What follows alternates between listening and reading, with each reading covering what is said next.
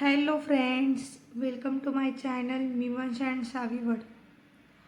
आज मी मुगाचे व उडदाचे मिक्स डाळीचे पापड बनवणार आहे.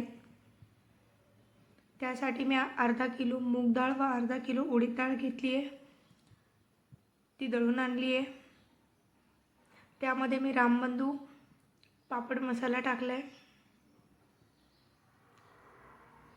आणि मी 1 किलोला 1 पुडी घेतली, त्यामुळे मी वरतून काहीही टाकलेलं नाही आहे. पापडासाठी पीठ मळायला खूप मेहनत लागते. पीठ मळल्यानंतर ते चांगलं रुचण्याने किंवा कशाने असं जड असेल त्याने ठेचून घ्यायला लागतं. बघा, अशा प्रकारे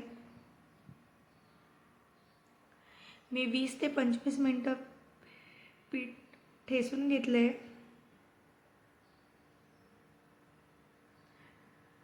ठेचण्यासाठी पाट्याला तेल लावून घ्यायचं व्यवस्थित आणि हाताला पण तेल लावून घ्यायचं.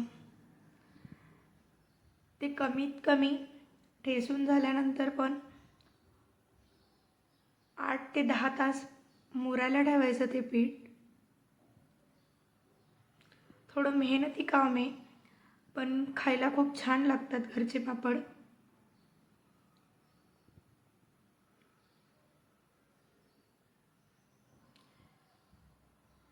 बघा, अशा प्रकारे रुचण्याने ठेचायचं.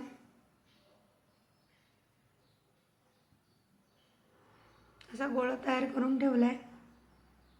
तुम्ही 9 ते 10 तास ठेवला आहे. तसाच कॅरी बॅगमध्ये घालून ठेवला आहे.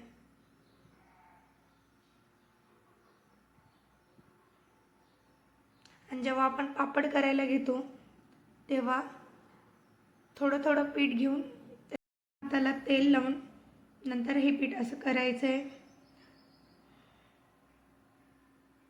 व्यवस्थित 5 ते 10 मिनटं असं चांगलं एकजीव करून घ्यायचं आहे व्यवस्थित. नंतर त्याचे गोळे पाडून घ्यायचे.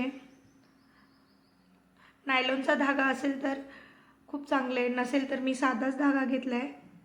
त्या धाग्याला आपण तेल लावून गोळे पाडून घ्यायचे. बघा, अशा प्रकारे.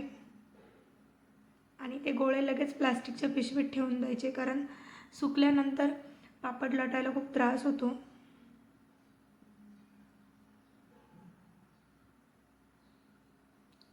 मी सर्व गोळे पाडून प्लास्टिकच्या पिशवीमध्ये ठेवून दिलेत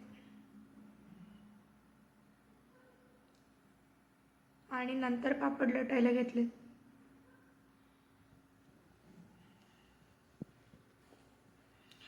मी पापड लाटण्यासाठी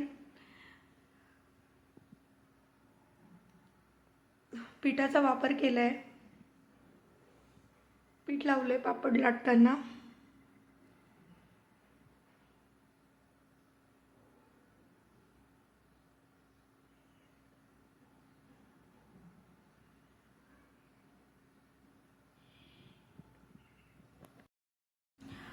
आणि मिक्स डाळीचे पापड खूप चवदार लागतात.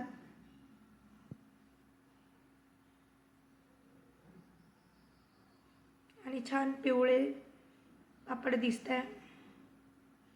बघा, मी असे गोल पापड लाटले.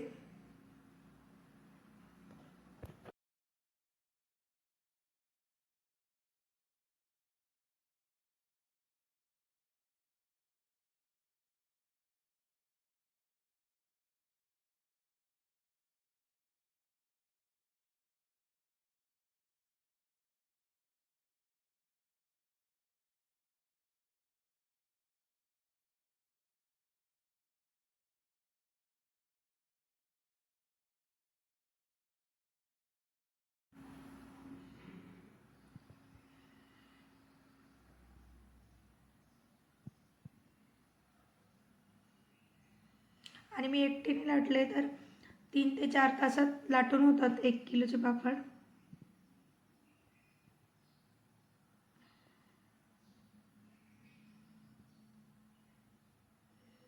आणि खूप रुचकर लागतात. बघा.